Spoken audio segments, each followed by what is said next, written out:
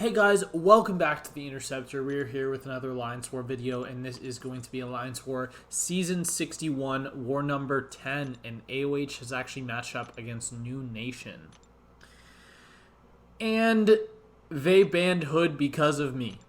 Now, there is a calculator that accurately predicts with pretty good consistency who your opponent is going to be.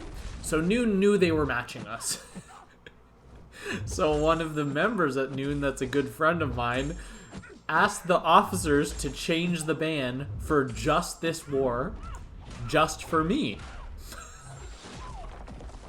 And I wish I was joking. That is genuinely what happened, and I got confirmation that that is actually real. So, I mean, I'm honored that I'm getting targeted banned, but we don't have Hood today. They normally ban Silk, and they changed the ban just for this war to Hood. Oh, wonderful. So I'm a little 5-fight path team in this war. And we are taking Node 12 Enchantress, because if you don't know, I used to take this fight very, very often, like literally every single war, for about 2 seasons straight, because I had 2 accounts in the same BG. And it was always easy for me to take that fight, even when I would have to take Node 9 Dark Phoenix with the other account, because they both had rank 4 Hoods, and they both had rank 3 Titanias. However, since then, Spider-Woman's come out, so we've been using her for that. However, now she gets banned. So we have been experimenting with other options, and in my BG, we've had a lot of problems with the fight. We've tried Void, we've tried Torch, and it just seems that Enchantress always wants to throw special ones into hard block and kill them. So we went back to what we know works. I'm the only one in my BG that's actually done this matchup, so I'm the one that had to take it. So I actually had to split Path 3 Section 1 in order for me to be able to take it. And right here, I'm just waiting until the Haymaker comes back so we can get the spells gone. This is a very, very consistent method of doing this fight. You may look at it the way that I do this fight and think that it's a bit of RNG, like maybe she doesn't dash in and doesn't let you get the intercept spell. I think that's happened to me like once ever, and I've taken this fight about 25 times. So yeah, it's not really a concern if you know what you're doing with Titania. The main thing with Titania in that fight is that you want to be spamming the special one, because that probably cuts the fight duration in half. There have been times where rank 3 against rank 3 on that node, I've taken 4 minutes because I let the charges get out of hand, and yeah, basically I learned my lesson, so now I don't let that happen. We have Tigra here just for this one fight, just for this Sersi, and then we're going to be going back to Titania for one fight, and then ending it off with 2 Shocker fights. Sersi on this node, you basically just can't bring an energy damaging champion. I could do this with Hood and just like do a lot more specials and only throw L2 to keep the Fate Seal up, but Tiger's obviously better. I think here we're gonna bait the L1. I know there is a timer where you can there is a timing where you can whiff some light attacks and then dash in on the L1 and charge heavy to miss part of it, and then you can counter it with a heavy, because I know how to do it. But in this fight, it was just completely unnecessary because I knew there was absolutely 0 chance of my spells. Of my senses falling off anyways, even if I baited the L1, so I knew I only had to bait 1 special, and yeah, even with the 6-star punching up, still pretty easy. And this was a mistake. Okay, when I was planning this war, I assigned myself this fight, and I don't know what I was thinking at the time. This is a horrendously terrible matchup. I think this fight probably would have gone better with Tigra than with Titania. This is buffet fam, and to put it bluntly, Titania doesn't have a good way of damaging fam. Because fam, if you're going for your L3 cycles, he's just constantly going to have you losing your power. So it's going to be really difficult to get to your special 3. And that's going to be an issue in this fight, because I am going to speed this fight up. in a little bit, in like probably 20 seconds or something like that. I don't even remember. I think I speeded up as soon as I threw my first L3, so like in another 30 seconds. But as you can see here, I got to 2.5 bars of power. Oh, straight down to 1.5. And I was countering L1s because I knew that time might be an issue in this fight. But unfortunately, the armor up that comes from this node counts towards his personal armor ups, towards the Surging Swarm. So if he only has 4 armor ups, then he will get another. Or sorry, then the node armor up will give him enough to go in. And here, I knew that he had too many armor ups, so I couldn't go for my L3, or the hits would have glanced probably. So here, I was trying to land an intercept, but I get intercepted. Those are actually the only the only hits in this whole fight that I'm going to take while not indestructible. That 5-hit combo. All of the rest of the hits that I take in this fight were using my Haymaker to get assisted intercepts and eating a hit on purpose to build power. So I am going to speed through most of the fight. I think I'm going to stop it in one more... I think I'm going to stop one more time somewhere. But I was terrified at this point that I was going to time out because he has a little bit under 60% of his health left and under 3 minutes left, which means I'm currently on pace to time out. That is going to change, but as you can see right there, he gets into a Surging Swarm, so I'm going to use my Haymaker, remove a couple of the charges, try to get back to my L3. He goes unblockable. That is the only time he's going to go unblockable in this fight, I believe. But it's still annoying, and here we just had to wait and not bait the L2 because to be super safe, I like to block the first hit of L2. But as you can see, at this point right here in the fight... Oh, no, it's not here. I think I'm going to pause. Yeah, like right here. I'm going to slow the fight down.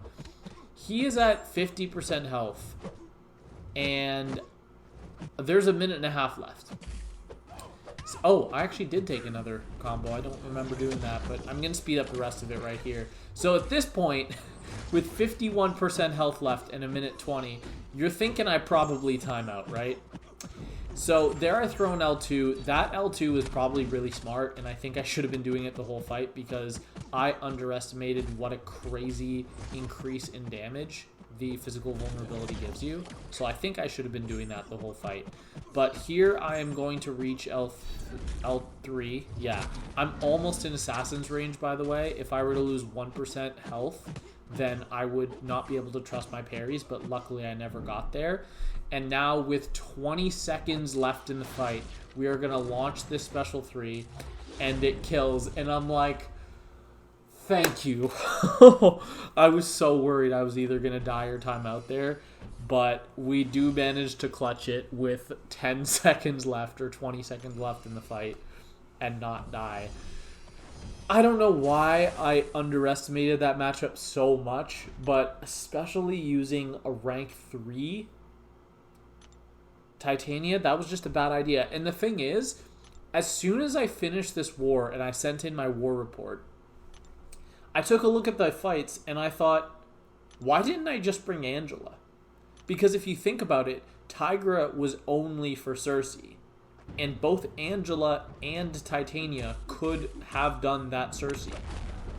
So, yeah, that would have been a minute and a half. That fam with Angela, which is my preferred counter, because I've done the fight before. I've done the fight rank 4 versus rank 4, so I know how it goes. There, I somehow hit before the root, but because it was almost frame perfect, I still got rooted, which is really weird. But right here, now he has the crush. We're gonna strike her, but here I have to eat a combo so that he doesn't throw his L2. And then we're gonna bait a heavy, but I was trying to bait a heavy, but I end up landing an intercept. Now we get to the L2 and we're dead.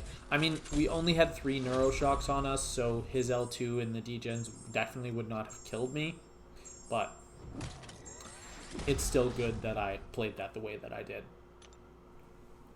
Alright, so yeah, L1, L1, L2 into Onslaught does kill. And now we're taking a pretty funky matchup here. We are going to be taking this Shocker on node 43 with my own Shocker. And obviously I would much rather have Angela for this fight. Angela would be way, way better. but Shocker's good for this fight because 1, he's shock immune, and 2, the aggression prowess is going to rant me. Now, I'm going to lose half my health in this fight, all to block damage, because his damage when hitting into my block is so unbelievably absurd. Like, it's actually crazy at some point. And my strat going into this fight is that I was going to try to avoid hitting too much in Incinerate. So I'm going to do combos while I'm in shock, for part of the fight at least. And then during Incinerate phase, I'm only going to throw heavies. I'm not going to do any hits other than that. So here I want to bait the L2. Luckily, he throws it right away, so I'm going to do my light whiff so I can counter it with a heavy. But look at my block damage right here. 7k, 7k. Like, I just took 30% of my health in 10 seconds just from block damage because he wouldn't throw a heavy. And at this point, I knew the fight was over because I just had to heavy counter his heavy 2 more times, one of which I had my root for, so I knew this was the last heavy I had to counter. So now we're just going to block. We're going to hit him with a intercept with the striker, and boom, he does go down. So 0 hits taken, lost 60% of my health to block damage, so that's fun. And yeah, that was actually it for my main account. I only had 5 fights, which is definitely the lowest I've had this season. But now we're on to my alt account, and we actually have a really big war. We have an 8 fighter, could have been a 9 fighter because I was asked to clean up the boss, but someone had a better counter and they ended up cleaning it up. So that was fine. This is going to be node 8 Joe Fixit with Chee'Ilth, and this is actually a pretty common placement with this tactic. However, obviously Chee'Ilth hard counters the tactic with both her cleanse and her grit on her special 1. But you'll notice that my Chee'Ilth's PI is really, really low for a rank 4 Chee'Ilth, and that is because of 2 things. 1, I'm obviously unboosted because this is the Rage node, but we were worried about a rank 4 Chee'Ilth punching down against a rank 3 Joe Fixit, hitting the cap on a medium crit or an SP1 crit, even unboosted. So my officers asked me to take off all my attack masteries, so I did that. And I mean, obviously the fight was still fine, but here we're going to be throwing on the rest of our boosts, and I just sped this up really quickly, but just wanted to show that I took my attack masteries off, and then I'm putting them all back on here. Unfortunately, I only have 1 point in Deep Wounds and Assassin unlocked, so that's the most I can put, but it's still fine because Chee'Ilth pauses for bleeds anyways, so the duration doesn't matter that much unless it's a fight where you just want to spam special 1. Alright, next up here we have node 16 Gorr with Hood. This is a really straightforward fight, and this was kind of the perfect Hood fight for me to be taking in a war where I don't have any synergy for bullets back, and where I have another Hood fight after this. Actually, there's another fight I debated using Hood for, but I ended up going with the other option. There I probably should have eaten a combo, but I got lucky and the AI did not punish me. But we do use our invisibility to get a heavy, and then we're going to throw some L2s. And yeah, we just instantly get up to max bullets. So, love fighting Gorr with Hood because you just hard counter every single thing he does, and he just feeds you so many bullets so quickly. It's so much fun. There I probably should have heavied because it would have lined up to remove the nullify immunity, but there we go. We heavy L2, and then I think we just hit with a striker. Oh no, we just combo. Okay, there we go. Or I meant we combo into a striker, but yeah. Anyways, that fight goes down, and now we're going over to Path 9, Section 2, and we're going to be using Bastion against a Hazard Shift fight. Actually, I'm going to use Bastion against 2 Hazard Shift fights, but the second one is on the mini island. And this is actually a repeat of the first time I ever brought Bastion to war. The first time, right after I took him to rank 4, I didn't even use him when he was rank 3. I just took him straight to rank 4. Because I knew how good he was and I liked the playstyle. It looked like something I would do. And we are taking node 27 Cassandra Nova, this is the second fight I ever took with Bastion. The first fight I ever took with Bastion was Apocalypse on node 6, which is the Falter node. But that same war, I took Cassandra Nova on this node. And there, I don't know why I didn't counter... I know why. I didn't counter the L1 because I wanted to get my tactic heavy up. Right.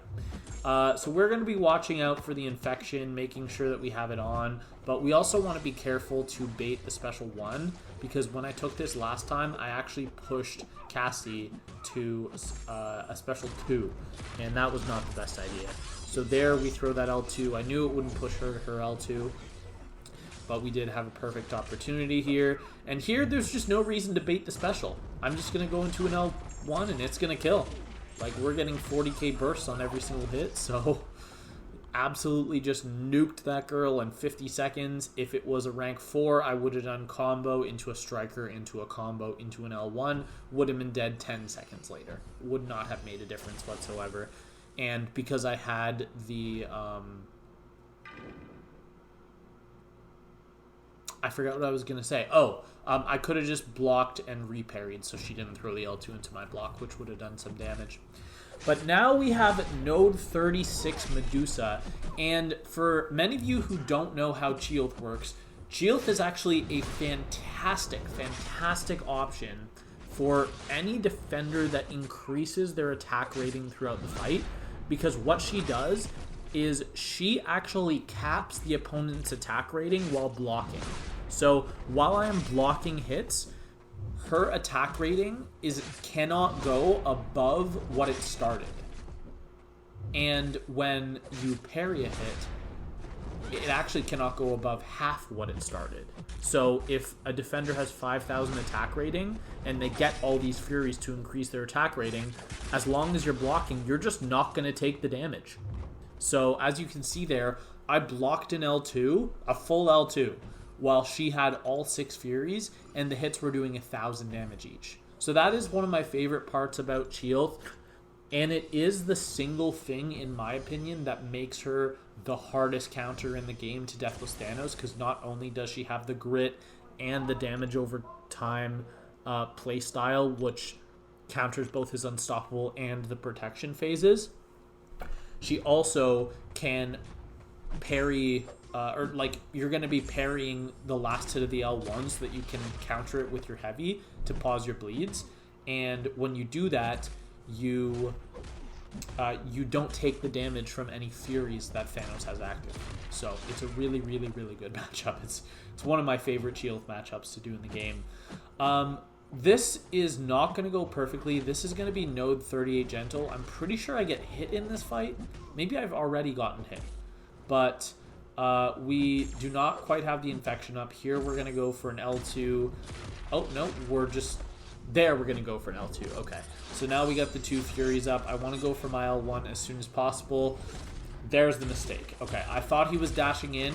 That's my bad. He was not dashing in. He dashes back, and we eat some damage. So here I want to bait out the L1, but we're just going to bait it out and then hit a quick parry heavy, remove the protection, get our disintegration on, and now we're going to hit him with an L1. And this is going to do some nice damage. Some nice 40k bursts. He is almost dead. Going to bait one more special one. I think we're just going to combo into Striker to remove the protection, and then L1 to kill. Beautiful. Okay, so yeah, obviously that was not a perfect fight, but it was very, very safe. Like, there was no point where I was ever going to die, obviously. Alright, so next up, we are going to be taking node 43 Sinister, which I believe I did 2 wars ago.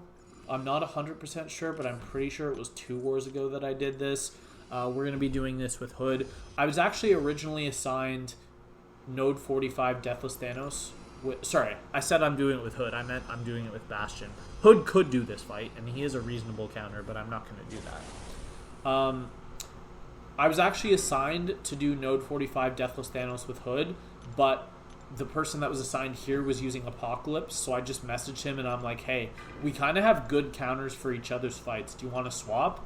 So we swapped fights. He took node 45 with Onslaught, and we both soloed, so I'd say it was a good swap. And it didn't affect the plan whatsoever, because neither of us needed wags or anything. But this Sinister, really, really straightforward, and in this fight, you're going to see the difference between Bastion with and without the Sentinel Relic, because the last time I took this, I was actually using the wrong relic, so I was getting less damage on my bursts. Now, there is another difference, and that is that you can clearly see I am not running the Suicide Masteries in this fight, and I was last time. So the damage bursts are going to be pretty similar, but you have to take into account that the last one was with Suicides, and this one is without. So yeah, here we're going to push the L2, but I'm not going to let him throw it. I'm going to go for my L1 first. And look at those bursts. 55,000 bursts per hit. So we're going to bait out the L2, Dex out of it. And I think we're just going to kill with a combo right here. Yeah, we hit a nice intercept, and bro just dies. So if I was using the correct relic and the recoil masteries in that fight, that L1 would have killed 100% and cut off about 10 seconds there. So absolutely disgusting damage. We still have 2 fights left, though. We are going to be taking node 47, Baron Zemo. I've seen this placement once before, and I don't really understand it, because a lot of the champions that are good for this node, like nullifiers, are not debuff heavy attackers anyways, which is really his only defensive kit, is the debuffs. I mean, there's an argument to be made that if you place him on hazard shift, then you gotta send someone that's resistant and not immune, so that's kind of a good placement, but still. You could also just Valk him on any hazard shift node, so not really much of an argument there. But yeah, Hood is a good counter. I don't have any synergy, but I'm not even going to come close to running out of bullets. Well, okay, that's not true. I'm going to get low on bullets, but to be fair, it was my last fight, so there was no reason to hold on to them. So I went a little bit overkill on the hexes here before I detonated. I definitely put about 5 to 10 more than I needed for the fight to be over, but that's cool. Here we get some pretty bad power steal RNG, but I know that I can just combo into the L2 and he's not going to be at an L3 anyways, so we just did that, so I never have to pay the special.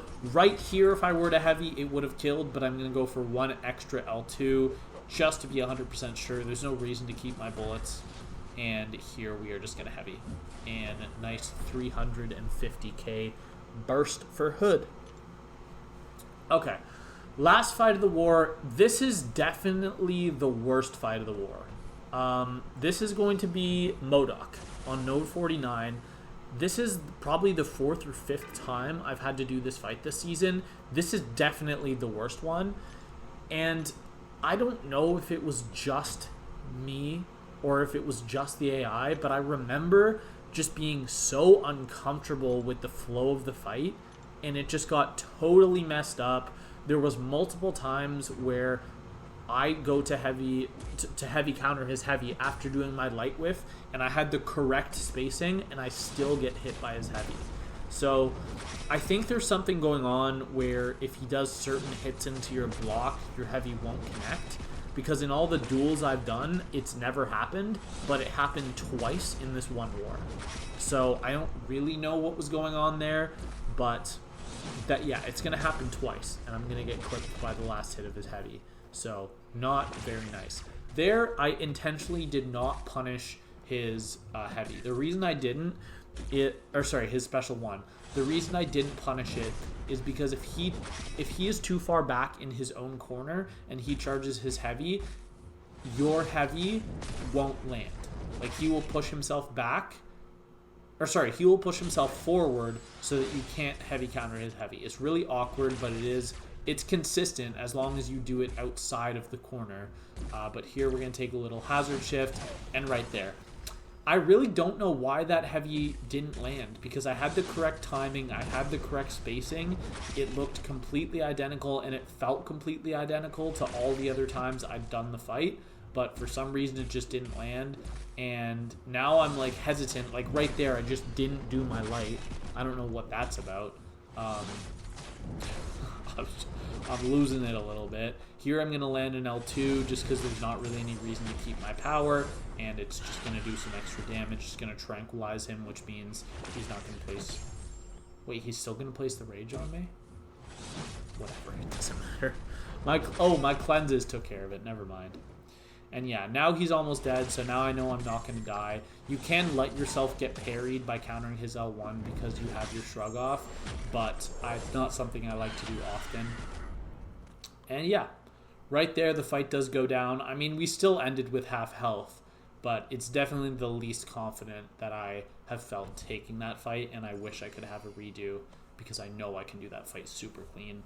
AOH got demolished by NewN. NewN had to win the war in order to hold on to top 3, and Bolt also won their war, but had AOH managed to beat New Nation, Bolt would have jumped above New Nation and been in 3rd place. So NewN was definitely pushing hard to beat us, and we definitely did not have a good war. To be fair, we did not actually die 15 times. We had 2 disconnects, so we died 13 times, but that's not that much better. That's not really a good performance by us. But yeah, it's all right. AOH now needs to win both of our wars in order to end in top 10, but I'm pretty sure we have Masters locked in already. I don't know. It's going to be close. But we're going to try to win our last 2 wars anyways, and the chances are we'll get a better matchup for War 11 because we lost War 10.